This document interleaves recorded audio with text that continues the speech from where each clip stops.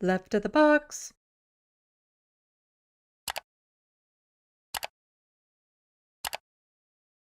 And then we have some people that are just totally offended by all the hatred they're getting for being a Zionist. And so here's James Pasternak, Toronto City Councillor, says, my office was targeted with hateful messaging late last night. Hate crimes like this hurt us all. And again, this is part of the reason why you're seeing a rise in anti-Semitism. No doubt there is a rise in actual anti-Semitism, but when you see things like, here are pictures of the dead children, free Palestine, ceasefire now, when that's getting lumped in with anti-Semitism, it does what's happening to people who are actually getting harmed a disservice.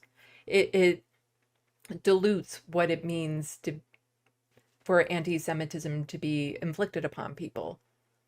This is not anti-Semitic. Like, oh no, the horror of things taped to a door that could easily come down. No, people that should be alive today. No, how dare you put that on my door? It's not like, a strong breeze couldn't knock these down. Palestine will never die. Ooh, so vile. Look at that. Just look at the horror. Oh, and you can see on chalk, so, a good rain will get rid of this, but genocide deniers. Is apparently, if you say that they're genocide deniers, that's being anti-Semitic.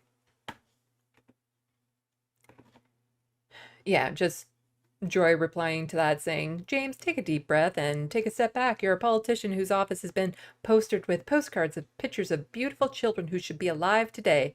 You are not a victim. Yes, sir, you are not a victim. And then you also have the mayor here. Who's he mayor of? He's mayor of Hamstead, town of Hamstead. That says a lot there. I stand with Israel. That's something a mayor of Canada should be putting up on their Twitter page.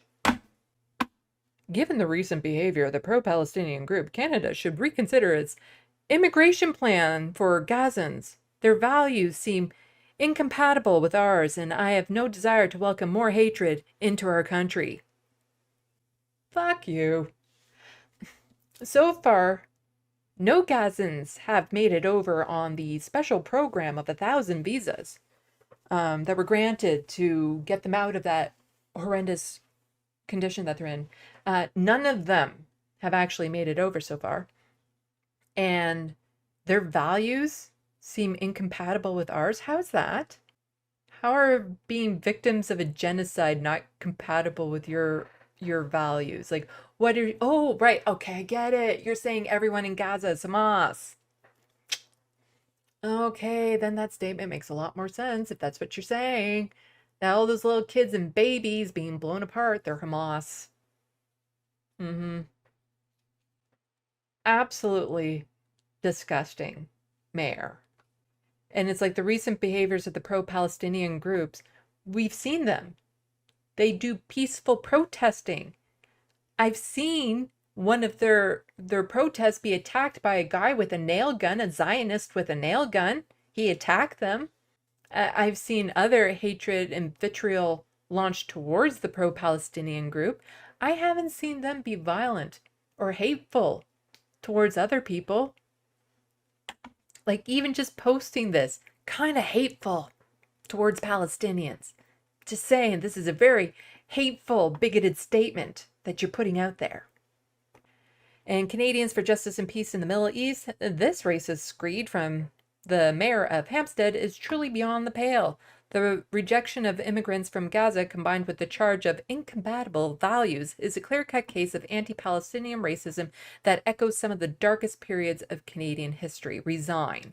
Yes, that would be nice. If he did, he's not going to. Oh, and we got more whining here. So Goldie here, known right-wing MPP, just horrible person of the Progressive Conservative Party. Spotted at the U of T encampment. Doesn't seem very two-state solutionary to me. Seems very Hamas-y instead, especially if you're read their charter. Free Palestine. It says Free Palestine. That's so Hamasi there. Especially if you read their charter. Oh, are you talking about the charter that was like from a decade ago where there were some really not good things in it, but has since been updated to remove those not good things? Is that the charter? Like hey Goldie, have you actually read their current charter? Have you read what's currently in their charter? I don't think so. I don't think so. But yeah, just look at this, how vicious this sidewalk chalk is. Very Hamasi to have sidewalk chalk that says Free Palestine. Doesn't seem very two-state solutionary. And I'm not keen on the two-state thing myself, so I'd be fine if they said we don't want a two-state solution at this point. Yeah, and Joy just replying to that saying, some days even I am shocked at the state of buffoons who are elected as representative. Hamasi is what is this timeline. Oh, and not to be forgotten, Anthony Housefather. I've covered him before. He is the most Zionist of Zionisty Zions in the Liberal Party, who is proudly Zionist. That is just a complete and utter piece of shit. Anthony Housefather, one of Parliament's most diminutive MPs, both physically and morally, is also the MP that the CIJA has lobbied most at the stunning 67 times in 8 years. It's worth keeping in mind that when seeing statements like this, and the CIJ, somebody mentioned it before, but I'm horrible at remembering acronyms. The Center for Israel and Jewish Affairs, it's a very Zionist organization. Well, he had to comment on these university protests that are happening. I have watched in horror what is happening at Columbia University and other U.S. schools, where it seemed that university administrations were incapable of acting when their codes of conduct were being violated, and where other students were being denied the right to feel safe on campuses. Yeah, I also watched in horror as to what was happening on the Columbia University, when all the peaceful protesters were being brutally assaulted by outside actors in the police, when they were being sprayed with different gases, when they were being beaten by people. I watched that in horror. They definitely were not feeling safe on campus. I don't think we're talking about the same thing. Having peaceful demonstrations is a protected charter right. They were peacefully protesting. They weren't the ones that were being violent. In Canada, and right under the Bill of Rights in the United States. But setting up encampments on college campuses is a violation of pretty much every code of conduct. It's pretty much what every student body has done since the beginning of universities to call attention to issues. It's not like this is a novel thing. Including that of McGill University, Section 7. And today, an encampment was set up at McGill. I call upon the McGill administration in public, as I have in private, to make sure that this encampment is removed according to their own rules, given that we need to make sure that other students feel safe accessing campus for their final exams that are coming up.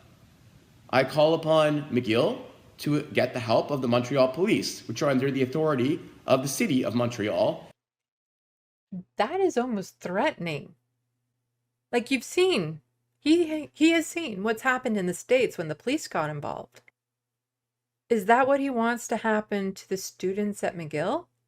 To have them brutally assaulted and arrested for peacefully protesting? Like it's almost threatening to say we're going to get the police involved in this to forcefully remove students from, practicing their freedom of speech, freedom of protest rights that we do have here in Canada. And I call upon Mayor Plante to do everything she can and her administration to do everything they can to assist the university in this regard. And universities are under the authority of the provincial government. So to the extent that somebody needs to step in, I am asking the Quebec government to do so. We need to make sure that all of our students are safe on campus, And an encampment at McGill is entirely unacceptable, whoever is doing it. You mean like all the Jewish faculty members and students who are doing it? Is that what you mean by whoever? All the non-Zionist Jewish people that are involved? But here's a handy little Wikipedia page for people who are interested that has a list of the pro-Palestinian protests on university campuses in 2024. And so if we go down to Canada, so far we have on April 22nd, students set up an encampment at the University of Alberta in Edmonton, McGill University in Montreal.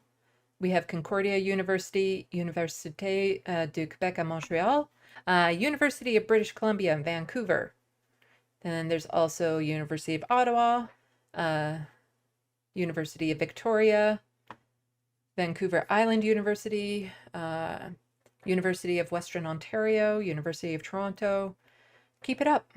Keep it up. Those are a lot of good universities right there too.